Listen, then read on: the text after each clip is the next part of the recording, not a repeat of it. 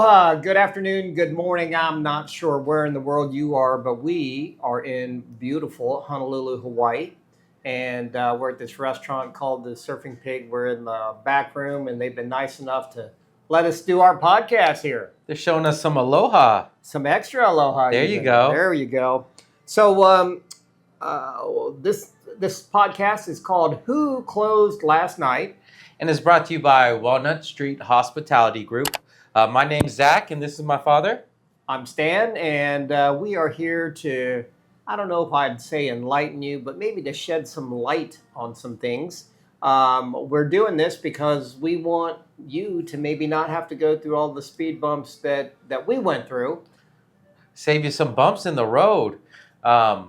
We've been in business, or at least I've been in business with my father now for almost 10 years. And it's been a journey. There's been some obstacles that I know with my lack of experience and lessons that I've learned from him. And now I can wield like a weapon. And I think our whole thing is to share those lessons with you. So you guys don't have to fall on your face, have to experience so many bumps in the road. And not to say it'll be easy, but hopefully set you on a streamlined path.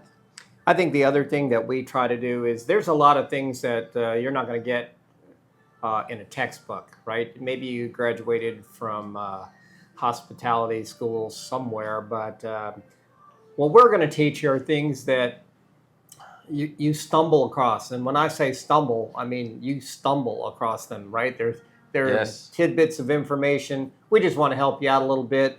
And like it, leave it, love it. We hope you love it, and we hope you love it so much that you're going to do us a favor. Ooh, and this favor is very simple. It won't take you any time at all, but it will help us out tremendously. If you can just stop what you're doing, follow, like, and share us on Instagram and TikTok at whoclosedlastnight_, on Facebook at whoclosedlastnight, watch us on YouTube and listen to us on Spotify at Who Closed Last Night Podcast. And most important, my favorite, is send us your topics, stories that you want to hear, your own stories, some feedback, some criticism, or if you want to be on the show and we can Zoom you in for a topic that would fit this podcast, go ahead and send that to whoclosedlastnightpod, Pod, @gmail.com. And we'd love to hear from you. We'd love to get back to you, and we'd love to grow this channel. That's what we want to do. That's We right. need your help. So today is kind of part 2 of a topic that we did. It was probably in our first 4 or 5 podcasts, and it was about documentation. And I felt so strongly about it, and I have a friend who is responsible for an HR department, and I recently have seen them go through some issues because of a lack of documentation or a lack of action when something is brought up, to the HR department. And so I thought HR is one of those touchy things, and everybody thinks that, there's 2 things that everybody thinks they are. Restaurant owner. And then the second thing is I know everything about HR. And That's right. The reality is... And I'm a lawyer. And I'm a lawyer and can write legal documents. But I think one of the things that I've learned is HR is such a gray area, right? Now, there are some black and white areas to HR, but one of the things as a business leader that you should learn to do and find the opportunities to do them is to create documentation. That's right. That's another lesson that I learned from you. And I can't tell you how helpful that lesson's been.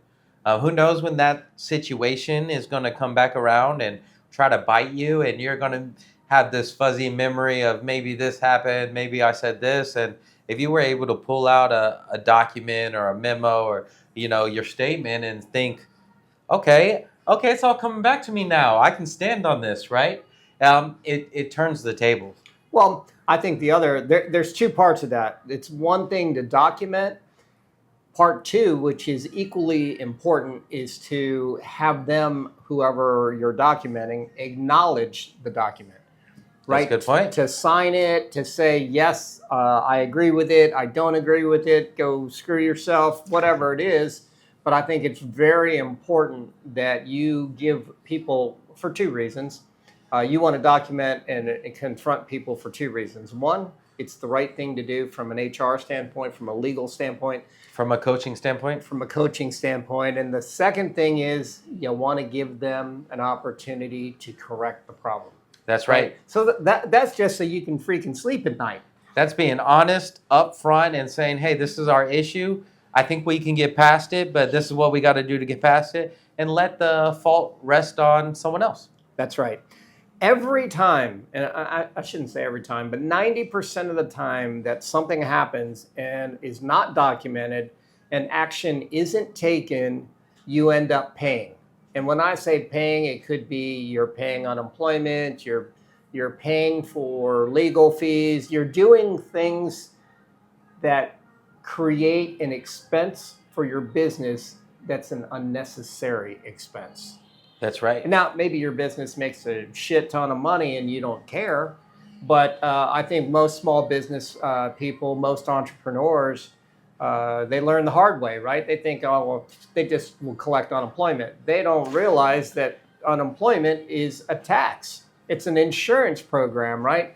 So your rate goes up. Your rate goes up. And if you don't, some people probably don't even know how to find the rate for their unemployment. But, and if you mishandle all these employees and you have all these claims and you're not successful with defending the company due to your own negligence, that rate that you get just gets bigger and bigger and bigger, and now you might be looking at your money like, wow, this is taking up a way bigger wedge of my circle than I expected. I don't think people realize the difference in the amount until they get a statement that says, oh, your amount went up from 0.45 to 4.5.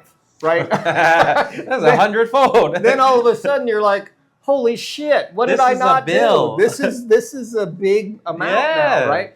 And it does. It goes up and down as quickly as you drop unemployment claims or raise unemployment claims. And if you don't have the right culture behind you, then you're not going to be able to just, cut the water off like that, right? And turn on a dime, right? So it's always good to have good habits, a good culture, and to encompass it in your training and culture.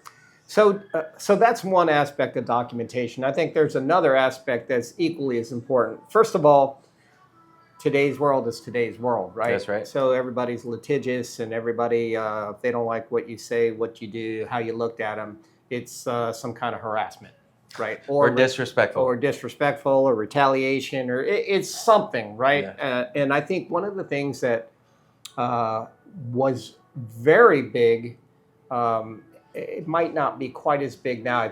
It's more serious, but maybe doesn't happen as much because of, the awareness that's been brought to it, but that's sexual harassment. So I want to say that you got to know the laws surrounding the things that happen in your business. That's right. And if you don't know, you need to find out, right? But one thing for sure is if someone claims sexual harassment, most people just let it go. Yeah, whatever. They'll listen to the person claiming it, but they did not take the official steps that you're supposed to take to protect the business. Right. So those steps are, if someone complains to you that they were sexually harassed, it is the employer's legal responsibility to investigate. That's right. Right? To acknowledge that a claim was brought forth. You're not acknowledging that it happened. You're acknowledging that a claim was brought forth. And then you have to conduct an investigation. An interview. You have to. That's part of the investigation. But you need to get the statement from the person filing the claim, the statement from the person that the claim is against, anybody that may have had or saw, what happened or the event that took place. And you need to document all of that. And then you need to sit down with the person that it was filed against. That's right. And say, hey, this is what was said. Can you recall a time that this happened or whatever? And then the way to really help get yourself out of it is to document all this, right? You got a nice freaking packet that you have done your due diligence to prevent it from happening again. Even if that means that you have to have a sexual harassment class, make everybody sign to go to it. That's so right. you have proof that it happened, right? Then if there's some validity to the statement, you've done a couple things. You've addressed the situation.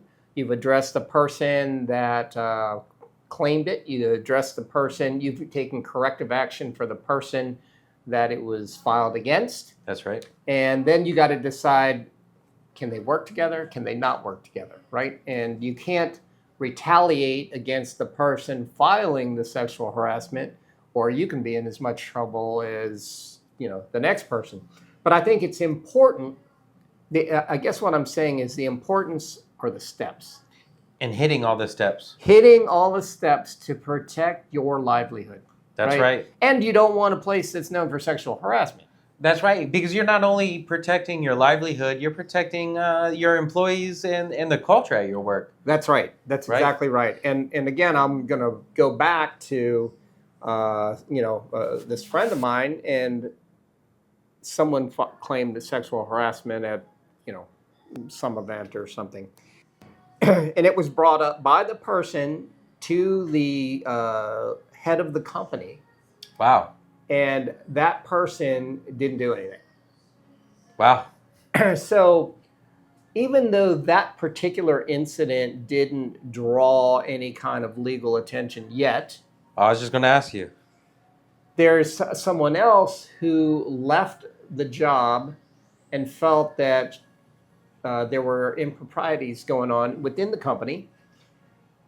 And all it takes is for that person to get pissed off and say, well, they don't even follow up on sexual harassment claims, right? And all of a sudden you have this domino train that just keeps knocking it down, right? Yep. Starts out here and ends up all the way over there. And it's because there was the correct documentation and the correct addressing the issue did not happen. That's right. And sometimes you can do the whole investigation and not find, you can't make a decision, but what you just proved to not only did you protect your company and your team, but you showed your employees and who it affected that you care. That's you right. care enough to sit down with the person pointing the finger and the person that may have committed it, right? And made sure that everybody was safe. That's right? Or did your best to make that happen. I think, and that's what documentation is for. That's what addressing the problem is for. Like you said, that's the obligation of the business. That's the obligation of the business to handle that. And I think one of the things is attention to detail, right? That's right. There is no detail too small. You might remember this. We had some girl that was here with a bridal party. Okay. And she went outside, and I think she had a little bottle and got drunk outside and was leaning against our neighbor's wall. And she came in, and of course we, stopped her and got her friends and all that stuff. Helped her. But everybody wrote statements. Yes. The next day, we got a call from an attorney, right? So they left. I remember. And everybody, all her friends said, oh, you should sue him, you should sue him, you should sue him. And sure shit, she got one of the ambulance chaser attorneys to call. And we were smart enough to have statements. That's right. We were smart enough to, legal or not, to record the call.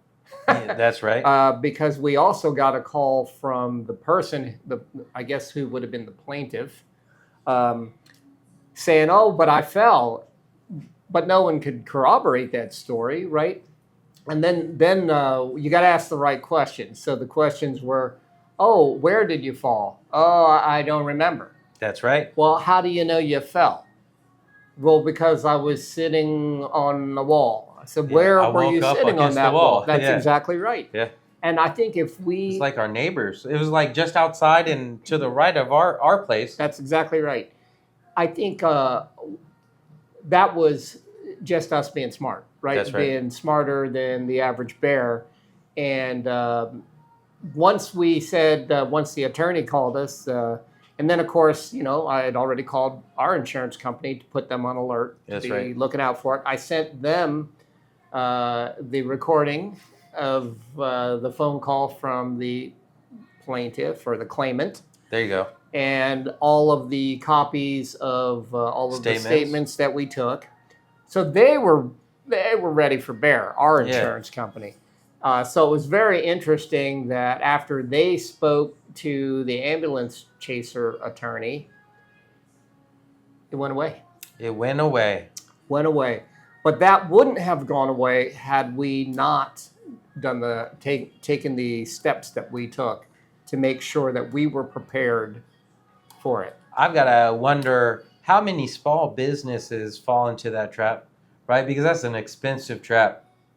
That's a right. very expensive trap. That's right. Not only will your insurance go up, but your reputation. Yep. Right? Well, depending on how small of a business and what financial health you are, that could put everybody at that business out of a job. Yes. Right? And it's not only just us being smart. We're protecting the people that work here and their livelihood to be able to provide for their family. And I think that's another thing I learned from you, was that we have a responsibility to the people that work for us to be successful, be smart, and take the measures necessary to protect the company. As much as you can, right? As much as you can.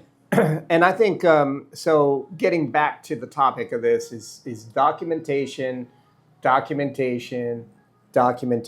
is no detail too small that shouldn't be documented. That's right. And people say, oh, well, this is the first time I've been late. Well, okay, then we're going to write you up, but you won't have to worry about it again. Yeah. Right? Because you're never going to be late again. And those are the things that happen, when someone doesn't come to work because they were tired. Right? Oh, I was out all day. I was in the sun. I started to not feel good. So I'm not going to be able to make it in for my shift that started 10 minutes ago. 10 minutes ago. Yeah. Right? And I think we screwed up on one of those and didn't document it. That's right. Didn't document it. They didn't come in again. We were lucky that that person actually ended up resigning. Parting ways by his choice. That's right. And because had he taken that I think he did take it to unemployment, but he had also put his resignation in writing. That's right. And he claimed that it was, what is it that they can claim that? Lack of work? No, it was some kind of work environment that... hostile work environment? Something like that. I don't think that was it, but it was something similar to that. And thank goodness we, by that time, had gone back, looked at his schedule, pieced it together, when he didn't show up, what he called in for, what time he called in. And otherwise, we could have been paying something. How many times do you think a small restaurant has an employee that goes out, smokes a joint, comes back into work? Probably a lot. Probably a lot. If they get caught, how many times do you think the manager or the owner actually wrote them up or said, hey, you can't do that, and then let it go? Probably most times. And that's scary to kind of think about. Sharp knives, there's alcohol, there's customers, there's patron. It can go bad really fast. It can go bad really fast. And I think what people don't understand is, that's the only time he did it. Well, it only takes one time. It's the only time he got caught. It's the only time he got caught, and that is the truth. So our recommendation to you is, you may think that it's too small to write up or to document. Or it won't happen again. You need to assume that it's going to happen again and be happy when it doesn't. That's right. And you're not only protecting yourself, the business, You're protecting the livelihood of the employees that work for you, so it's your responsibility. Now, the big gray area here is if you don't take action, you don't document it, what is the message that you're sending to the rest of your team? Rules don't matter. Rules don't matter. It's okay. Wild, wild west. Wild, wild west. So there are so many reasons why you need to document and take action. I mean, we've just touched on a few of them, but I can tell you it's like driving on Hawaii roads. There's potholes everywhere. Some of them will eat your tires. Some of them will eat your suspension. But they're eating a part of that car that you won't feel till you got to replace that, $200 tire. That's right. That's right. And you're late for work. And you're late for work. And going to be written up. Okay, so the lesson here is documentation is king. It will save you many dollars in the long run. It solidifies the rules that you've set up for your business. It protects you legally. Take my word for it. Do it. No detail is too small to record. No detail is too small. We're not telling you to go out and look for things to write up, but we are saying think about your business, think about your other employees, think about safety, think about your finances, think about everything that can happen to a small business. That's right. So, okay, we're done. We're done preaching. Although this is a very, very important topic, it should be a very important topic to anyone listening to this. With that being said, that wore me out. That one wore me out. And now I'm going to have a glass of wine or something like that. There you go. With that being said, we got one word for you all the way from Hawaii, and that word is aloha.